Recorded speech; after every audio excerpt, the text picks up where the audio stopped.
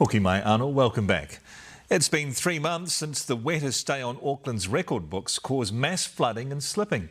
2 streets in the West Auckland suburb of Henderson were among the worst hit. In months on, the area looks like a ghost town, with former residents left guessing about whether they will ever return, as Alice Wilkins reports.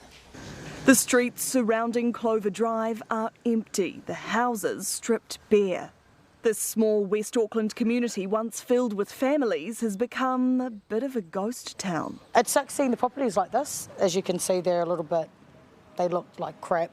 Everything from that side on is all empty.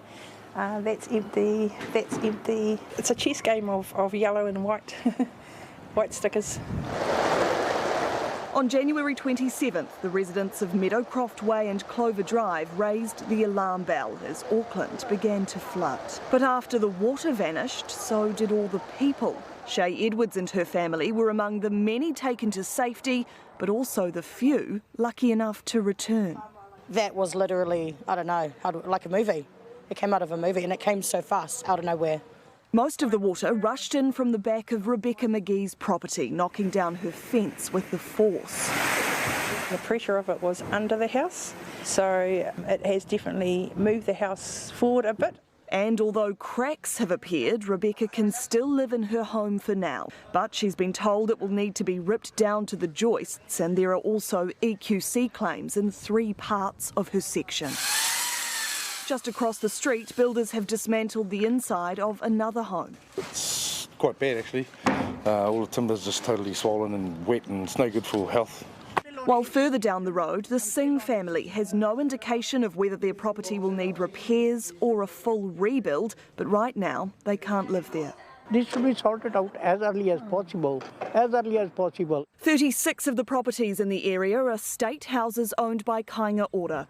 Of those, 23 were damaged and 8 will need to be knocked down, but 13 families have already been permanently relocated. Many people have expressed that they were just too traumatised by the level of water that came up and into their homes. And whether it could happen again is the biggest question, while homeowners wait to hear if the government has plans for managed retreat in the area. We're just in limbo at the moment. 3 months on, and there are now more questions than answers for the residents of what used to be a bustling community. Alice Wilkins, Newshub. On Auckland's west coast tonight, they are gathering to raise money for Muriwai firefighters slammed by Cyclone Gabrielle. Karen Rutherford joins us now from the Muriwai Golf Club, where they're on track to raise $50,000 tonight, Karen.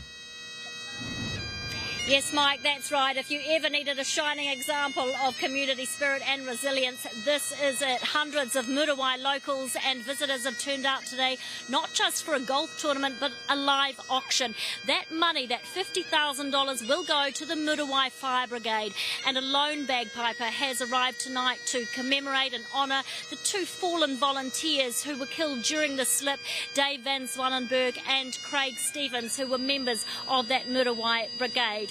Now, there are other members of the brigade who, like locals here, have been displaced from their homes. They're having to rent elsewhere, so that money will also go towards helping them and towards building a commemorative seat that will honour Van Zwanenberg and Stevens. It'll be placed up on the hill right next to the fire station, Mike. And this is a community morale booster, really, because they've had a pretty tough few months here in Muriwai, and it's not over yet. The council tells us that 158 homes are still red-stickered and yellow-stickered, and geotech assessments won't be complete until August.